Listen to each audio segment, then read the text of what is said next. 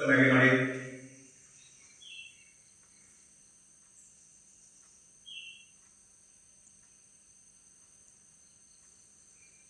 ನುಂಗಿ ರಸವನ್ನು ಬಾಯಿ ಮಾಡಿ ಮಚ್ಚೊಳ ರಸ ನುಂಗಿದ ಕಣ್ತಿರಿ. ಈಗ ಇನ್ನು ಏಕಾಗ್ರತೆ, ನೀವಾಗಿರೋದು, ನೀವು ಸಂಸಾರಿಸಿದರೆ ವೃತ್ತಿದೆ ಎಲ್ಲವೂ ಪರಮಾತ್ಮ ಅಂತ ತಿಳ್ಕೊಂಡು ಬಂತು. ಇಂದು ಏನಾಗಿರುತ್ತೆ ನಿಮಗೆ, ಈ ಗುರು ಬಂದರ ಮೇಲೆ ಯಾರಿಗೆ ಬೈಬಾರ್ದು, ಮಕ್ಕಳಿಗಾಗಲಿ ಯಾರಿಗೆ ಬೈಲಿಕ್ಕೆಲ್ಲ, ನಿಮ್ದು ಜವಾಬ್ದಾರಿ ಇದೆ. ಒಂದು ಯಾವ್ದು ನೌಕರಿ ಇದೆ, ವ್ಯಾಪಾರ ಇದೆ, ಏನೋ ಒಂದಿದೆ, ಪೂರ ಮನಸ್ಸು ತೊಡಬೇಕು ಆ ವೃತ್ತಿಯಲ್ಲಿ. ಅದರಲ್ಲಿ ಪರಮಾತ್ಮ ದಾನ ಚಂದ ಮಾಡೋದನ್ನ ಇದಷ್ಟೇ ಆನಂದ ಪಡಿಬೇಕು, ಒಂದು ಭಾವನೆ ಇರಬೇಕು. ಅದಕ್ಕೆ ಮಾಡುವಂಥದ್ದೇ ಏಕಾಗ್ರತೆ. ಏಕಾಗ್ರತೆ ನೀವು ನಿಮ್ಮ ಜೀವನ ಅಂತ. ಬೆನ್ನೆಟ್ಟು ಮಾಡಿ, ಮುಖ ಎದುರಿಗೆ.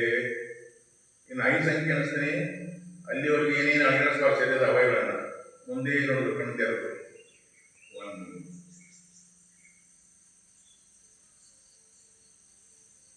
2 3 4 5. ಎರಡೂ ಕಣ್ಣುಗಳ ಮಧ್ಯದಲ್ಲಿ ಭ್ರೂ ಮಧ್ಯ ಭಾಗ ಹೇಳ್ತಾರೆ. ಈ ಭಾಗ ನೋಡಿ, ಕಣ್ಣು ತೆರೆದು ಭ್ರೂ ಮಧ್ಯ ಭಾಗ, ಎರಡು ಭ್ರೂಗಳ ಮಧ್ಯದಲ್ಲಿ ಕಣ್ಣು ತೆರೆದು ನೋಡ್ಬೇಕು. ಮತ್ತೆ 1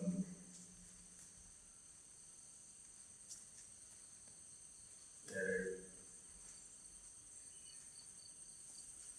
3